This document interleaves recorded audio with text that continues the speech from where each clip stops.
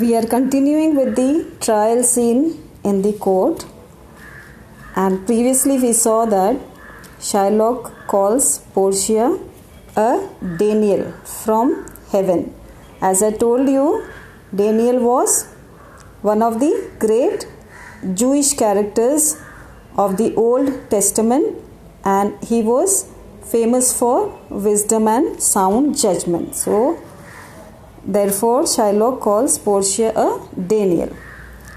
And here in the court, now we'll see that Portia, disguised as a young lawyer, Balthazar, she wants to have a look at the bond, and she says that please let me see the promise to pay. Promise to pay means the bond, and Shylock hands it over to her. Portia reads it and then says that, Shylock, there is 3 times your money offered to you. But Shylock is not ready to budge at all, and he says, an oath, I have an oath, not to be dissuaded from exacting what is due under the bond. So I'll stick to the bond, because if I break the oath, it will be a sin against my religion. To which Portia replies that this promise or this bond is a penalty, and lawfully the Jew or Shylock may claim a pound of flesh by this, to be cut off nearest the merchant's heart. Again she requests Shylock to be merciful, take 3 times your money and ask me to tear up the bond to pay. To which Shylock replies, when it is paid according to the tenor, it doth appear you are a worthy judge. You know the law, your exposition has been most sound. So I charge you by the law, whereof you are well deserving pillar, proceed to judgment. By my soul I swear, there is no power in the tongue of man to alter me. I stay here on my bond. So Shylock, again he says that no one can make me change my mind, and I'll strictly stick to the bond. And Antonio also says, most heartily I beg the court to give judgment. To which Portia replies, well then, she tells Antonio, you must prepare your chest for his knife. And here Shylock praises Portia for her judgment and says that she is a wise and upright judge. Much older than you look means much mature, and intelligent than you look. So now Portia asks Antonio, so bare your chest. And Shylock says, yes, his breast. So says the bond, nearest his heart. These are the very words mentioned in the bond. It is true, Portia says, whatever you are saying is right. And then Portia asks Shylock, are there any scales to weigh the flesh? And Shylock is ready with the scales, and he says, yes, I have them ready. Then Portia asks him that, have you called a surgeon? She says, pay a surgeon to stand by and bind Antonio's wounds, so that he doesn't bleed to death. To which Shylock replies that it is not mentioned in the contract that I should call a surgeon. And Portia says, not exactly, but so what? You should be charitable at least. And Shylock says, no, this was not mentioned in the contract. So I haven't called any surgeon to bind Antonio's wounds. Now Portia asks Antonio, you merchant, do you have anything to say? To which Antonio replies, what does Antonio say? Look at the lines. But little, I am armed and well prepared. Give me your hand, Bassanio. Fare you well. Grieve not that I am fallen to this for you. For herein fortune shows herself more kind than is her custom. It is still her use to let the wretched man outlive his wealth. And when Portia asks Antonio, are you ready? Look at this speech of Antonio.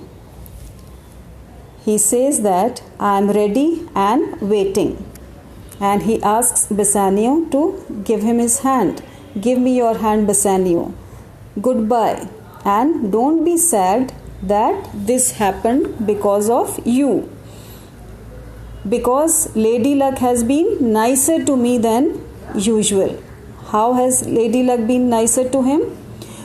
Antonio says that usually Lady Luck makes the unhappy man live on after he loses his wealth, to spend his old age in poverty. But in my case, I am lucky that she is letting me avoid this misery. Now he asks Bassanio, send your honorable wife greetings and tell her how I died and how much I loved you. Speak well of me after I am dead. And when the tale is done, when you tell her the story, ask her to judge whether Bassanio had a friend. Be sad only at the fact that you will lose your friend. And your friend doesn't regret that he paid your debt. So if the Jew cuts deep enough, I'll pay it instantly with all my heart. Now look at the pun in these words. When Antonio is saying, I'll pay it instantly with all my heart. Here, one thing must be noted, that even in the moment of tragedy, Shakespeare makes Antonio speak this line with some humor, using the double meaning, which we call pun, which shows the wit of Shakespeare. And with all my heart, in the first place, it means with the utmost willingness. But there is also a literal meaning to this word. It means that the Jew would cut out the whole of Antonio's heart as a part of the pound of flesh. Now this is a very tense moment, but it is relieved by this humorous remark. And the courageous character of Antonio and his frank manliness make a sharp contrast with the malice of the Jew, that is Shylock. And Bassanio, now here is a little bit of dramatic irony also. To this comment of Antonio, Bassanio says that, Antonio, I am married to a wife who is dear to me as life itself, but my life itself, my wife, and all the world are not worth more to me than your life. So look at how much Bassanio and Antonio, they love each other. Bassanio says, I would lose everything, yes, sacrifice them all here to this devil to save you. Now these comments also show a dramatic irony. Bassanio is talking about having been married to a wife, and to his comment, Portia says that your wife would give little thanks for that if she were here to listen to your offer. Means only the audience know that it is Portia disguised as Balthasar, when Bassanio is referring to having married to a wife and about sacrificing his life and his wife in order to save Bassanio. Portia says that, thank God your wife is not present here. Whereas we all know that Portia herself is present there disguised as a lawyer. And even Graciano, when he says that I have a wife whom I protest I love, I would she were in heaven, so she could entreat some power to change this cursed Jew. Even Graciano says that I have a wife and I wish she were in heaven, means I wish she were dead, so that her soul in heaven might intercede with the divine powers to change the conduct of this beastly Jew. And to this comment, Nerissa, who is disguised as a clerk to the lawyer Balthasar, says that it is well you offer it in her absence, otherwise this wish could create a chaos here. Now, nobody also knows that it is Nerissa dressed as a clerk of the lawyer Balthasar.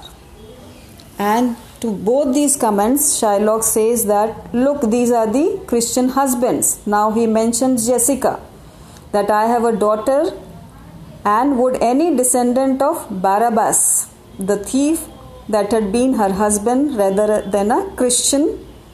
And who were Barabbas? Shylock mentions this name. Now Barabbas, he was a murderer in the Bible. And murder is crime which is particularly rare and greatly condemned among the Jews. Yet Shylock says that he would have preferred to see Jessica married to a descendant of this murderer Barabbas rather than her getting married to a Christian.